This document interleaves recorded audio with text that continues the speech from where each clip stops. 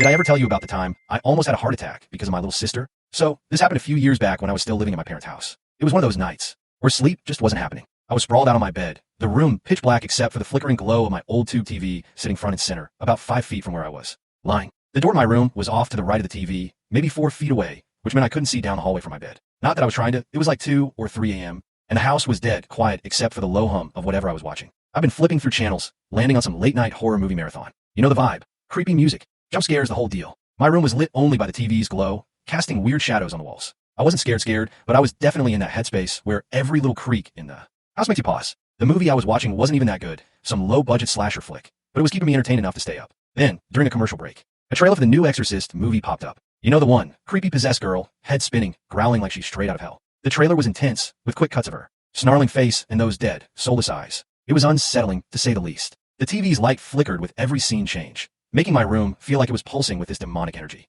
I'm not proud of it, but I was starting to feel a little spooked. Like, okay, maybe I don't need this energy at 3 a.m. So, I grabbed the remote and started flipping channels to find something less likely to give me nightmares. Now, this was an old-school tube TV, so every time you changed the channel, the screen would go black for like half a second before the new channel kicked in. It was annoying, but I was used to it. I got through maybe 5 channels, click black, when suddenly the screen lit up again. I swear to God, I almost screamed my lungs out. Standing right in front of the TV, illuminated by its glow, was a little girl in a white nightgown, staring at me with this furious, unblinking glare. Her hair was all messy, hanging in her face, and she let out this low, guttural growl that sounded like it came straight out of the Exorcist trailer I'd just seen. For a split second, I was convinced I was living in a horror movie. My heart was pounding, my stomach dropped, and I'm pretty sure I yelped like a terrified puppy. I scrambled up on my bed, ready to bolt, my brain screaming, "This is it, I'm done for."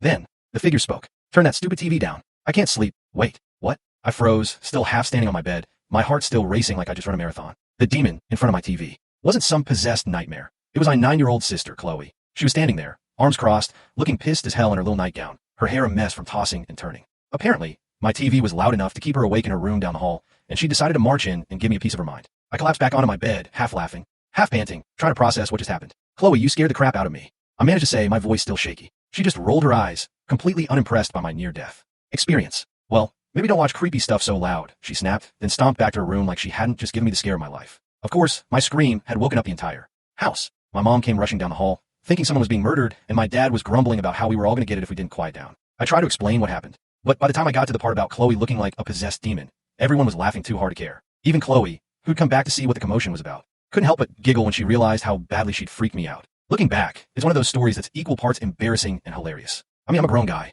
and I was this close to running for my life because my little sister was mad about my TV volume. But in my defense, the setup was perfect. Late night, creepy movie trailer, flickering TV light, and Chloe's impeccable timing. I still tease her about it to this day. She's a teenager now, and she'll just smirk and say, "You're such a baby, Jay."